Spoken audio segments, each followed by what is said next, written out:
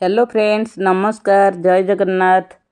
आपण समस्त को मो चैनल ट्विन्स मम्मी किचन को बहुत बहुत स्वागत। आसतु आज आम पालंग बैगण एक दमदार रेसिपी प्रस्तुत करवा।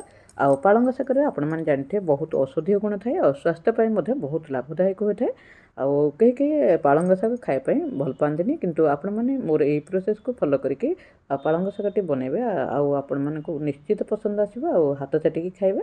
बनइबा जी सहज खायापी बहुत टेस्ट लगे बिना मसला यहाँ को बनईकी देखेबे।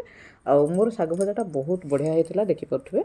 मु गोटे प्लेट को सर्व कर तो देखिकी जापे शाग भजा न खाऊा लोक भी मागि पाई खाइबे। निरामिष दिन में खाइले आमिष कथा भी मन पड़ोनी रेस्टोरेंट शाग भजा भी फिका लगे। स्टार्ट करने पूर्व आपण मैंने जदि मो चैनल रे नुआ करी देखुछंती ताहले तळे थिबा सब्सक्राइब बटन को टच करी चैनल टी को सब्सक्राइब कर दियंतु। आसतु आज आम पालंग बैगणर एक दमदार रेसिपी प्रस्तुत करवा। से मु फ्रेश पालंग दी बिड़ा दीटा बैगण आ दीटा टमाटो ये नहीं जाइए। यहाँ बनइबा बहुत सहज, खायापी बहुत टेस्ट लगे बहुत सादा सिंपल आ कम तेल मसलार यहाँ बनईज। आटा को मुझे जो बनइबी यहाँ बिना पियाज रसुण बनइबी। देखिपे मोर शागटा केते सुंदर हो जाए केते फ्रेश अच्छे। आपण मैंने जिते बड़े एमती शागटा नौथे एमती फ्रेश शागटा ने। आई सबू पनीपरिया को एबे नहीं आम पालंग शागर चेर बाछिकी परिष्कार करके 2-3 थर करके पानी में भल करके धोईकी काटिक नहीं आसवा। सबू पनीपरिया गुड़े को काटिदेवा। ताहले चलतु आम नेक्स्ट प्रोसेस को जीवा। एबे मु पालंग बैगण को आ टमाटो को सब परिष्कार करके धोईकी नहीं आसी। आमर ये पालंग को एबे आम पानी छाणिकी भल भाव चिपुड़ी आम काटिदेवा।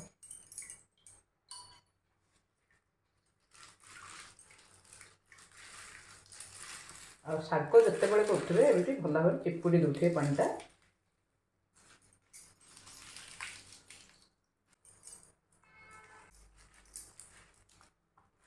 शाग को मझीरू एमती काटिदेवा।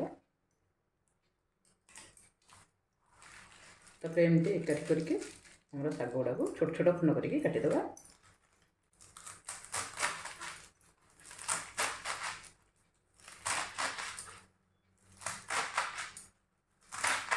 एमती काटिदेवा। आउ या बेसी छोट करवा दरकार नहीं। तापर आपको गोटे बाउल को आम बाहर करदेवा।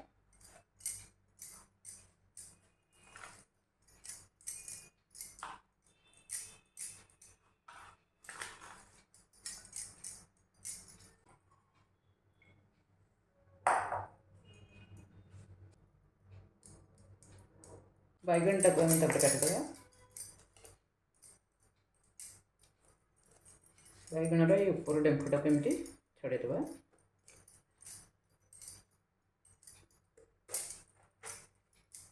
देखिए कषी बैगणटा अच्छे एमती कषी बैगण ही ने। आपको मीडियम साइज रे एमती काटिदेवा।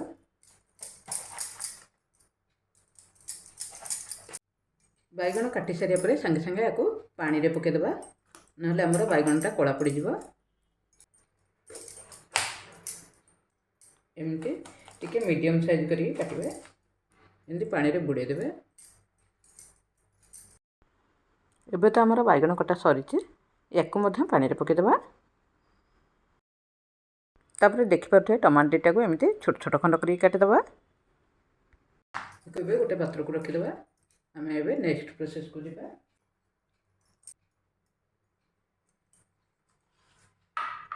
एबे तो आमर सब परिबा कटा सरी आम ए नेक्स्ट प्रोसेस को जीवा।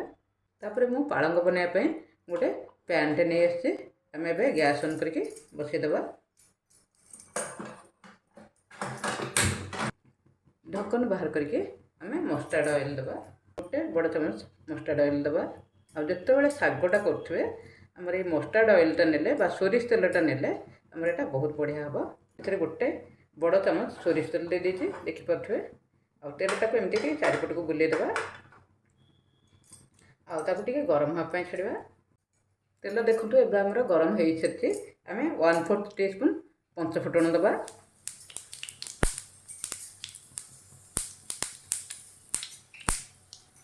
और 1/2 टीस्पून सोरिष देवा।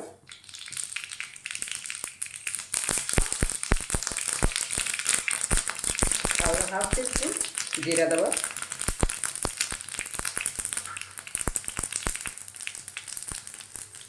आ गोटे सुखिला लंका को भांगिक रखी सेटा देदेबा और दुईटा कंचा लंका को काटिक रखी छोट छोट खंड करके एटा देदेबा ये भी भल भाव फुटी सारी आम जो बैगन टाक पानी पकई रखी यहाँ को पानी छाणिके देदेबा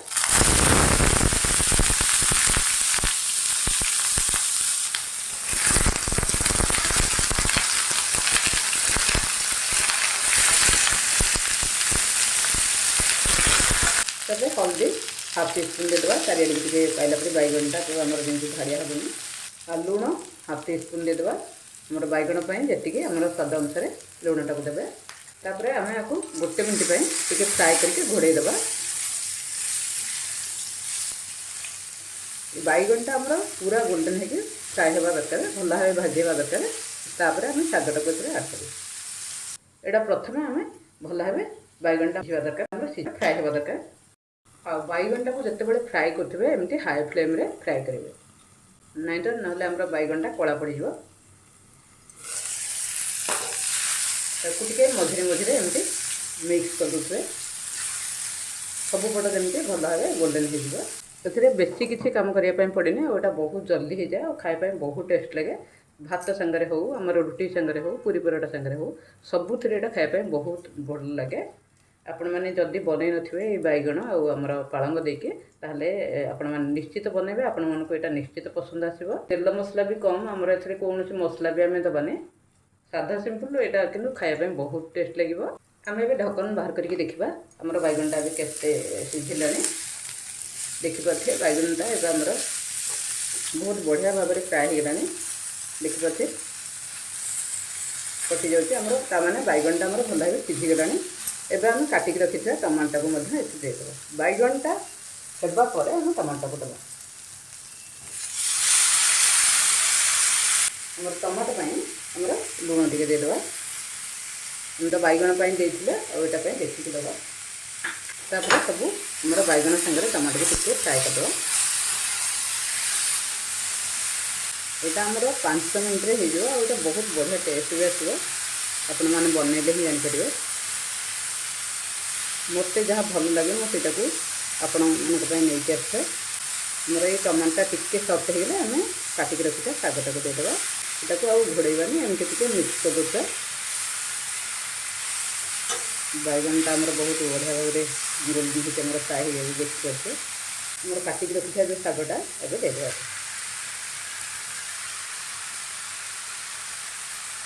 स्वाद अनुसार लुण देदेव शाग तापर शाग को ये बैगन टमाटो सांगे टे भल भाव आम मिक्स करदे और मिक्स करके फ्राए करवा आमर ये जो टमाटा देके टे खट्टा लगे द्वारा बहुत बढ़िया लगे और बैगन पालंगर टेस्टा बहुत बढ़ी देखो मो शागटा को चिपुड़ी नहीं भल भाव से बेसी पानी बाहर अल्प टिके पानी अच्छी ये पानीटा आमर ड्राए होगा पर्यंत आम शागटा को भाजवा और शागटा को जिते भाजवा आम से ढक्कनटा को लगेबानी आ कभरटा लगेदेले आम शागटा सिझा हो शागर कौन टेस्ट भी रही और तार विटामिन भी नष्ट हो बेसी सिझा करें शागटा शागटा जी आमर टिके कम सिझी ताहले ग्रीन हो और शागटा आमर जब बेसी सिझीज ताहले आमर फिका कलर हो देखिपे शागर केते सुंदर कलर टाइप रही कहीं यहाँ को लास्ट टाइम पकईचे और जी पानी बाहर ये पानीटा आम ड्राए हो दरकार आपण मैंने यही जगह भी लुणटा ठीक अच्छे कि ना चाखिपारे जदि कम थी आपपारे मोर तो ठीक ठाक अच्छे एमती टे एपट सेपट करदे आम जो पानीटा बाहर से ड्राए हो जल्दी और शाग सिझा हेनी देखिपे शागटा मोर के सुंदर देखा के बढ़िया कलर आसे आम गैसटा को बंद करदे आउ ए पानी ड्राए कले भल लगे शागटा देखिपे शाग भजाटा मोर के बढ़िया देखा आपण मैंने यही प्रोसेस निश्चित बनइबे और आपण मानक यही पालंग बैगन रेसिपी बहुत टेस्ट आसो आ बहुत बढ़िया लगे आपण मैंने सप्ताह को 2-3 थर बनई खायापी भी इच्छा करेंगे आ जो पिला माने भी खाऊ नथिबे याको बहुत आग्रह सहित खाइबे देखिपे केते सुंदर कलरटा रही आ आपण मानक गोटे प्लेट को सर्व करके देखेबे। एवं गोटे प्लेट को सर्व करके आपको देखुचे। आपण मैंने देखिकी ही जानीपे शाग भजाटा आमर केते टेस्टी देखा आपण मैंने बनइले ही जानीपारे आपण मानक ये भी बहुत पसंद आसो। मुझे शाग भजाटा पाखु नहीं देखुचे देखिपे शाग भजाटा मोर केते सुंदर देखा आपण मानक मोर ये प्रोसेसटा केमती लगिला कमेंट माध्यम निश्चित जनइबे। आपण मैंने मोर ये छोट भिडियोटी को कौट देखुं कमेंट सेक्शन में निश्चित बताइए जहाँद्वारा कि मुझे आपण मानक धन्यवाद दे पारिबी। मोर ये छोट प्रयासटी आपण मानक जदि भल लगी थाए आपण मैंने निश्चित यहाँ को दैनंदिन खाद्य प्रणाली सामिल करेंगे और निजको सुस्थ रखिए।